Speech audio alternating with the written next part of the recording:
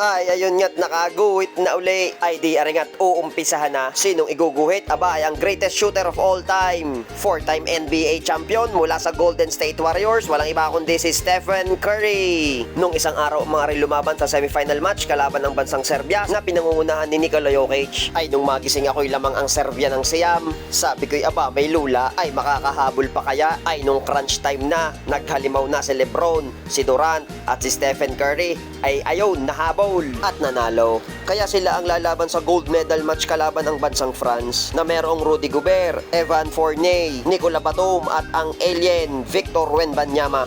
Ay pihadong papalag din, may magagaling ding player mula sa EuroLeague. Ay ari naman ang bumubuo sa Team USA, Bam Adebayo, Devin Booker, Stephen Curry, Anthony Davis, Kevin Durant, Anthony Edwards, Joel Embiid, Tyrese Haliburton, Drew Holiday, Jason Tatum, Derek White at ang Lolo Bron, LeBron James. Ay di kay kompleto rekado na ay ari pa ang coaching staff, Steve Kerr, Mark Few, Tyronn Lue, Eric Spoelstra ay di kay mga championship coaches. Ay di ang laro ay kaninang 3:30 ng madaling araw. Abay syempre nag-alarm. At dahil linggo naman ay di pwedeng mapuyat. Ay gusto ko ring masaksihan nga are. At dahil baka huling laro na rin ni LeBron James sa Olympics, maging si Kerry at si Durant, kaya tsatsagain ang tapusin. Kaya ang panalangin ko'y ang antok ay wag muna akong dalawin. Ay pagsaganda naman ng simula ng laro, unang score agad ay ang Lolo Bron dumakdak agad paloob. Ay ikako'y magandang pangitain.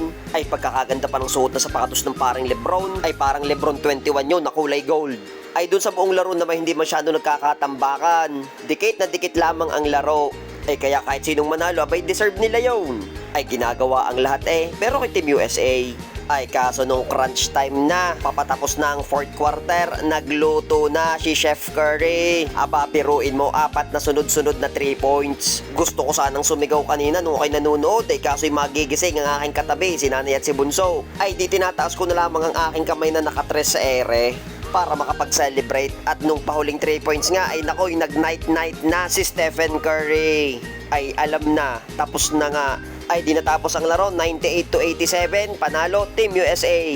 Ay congratulations sa inyo. At sa Team France ay napakagandang laban naman nga, hindi lugi sa puyat. Kung balik sa ginuguhit, ari nga, napahaba na ang kwento, ay di pa tapos na din. Dahil sa iyong ipinakitang galing, kaya ikay aking idinrowing. Ay ang paring Stephen Curry naman ay one of the greats din naman nga ng NBA. Yang gold ng paring Stephen Curry, ang kanyang kauna-unahang Olympic medal. First timer, ako'y walang kakaba-kaba.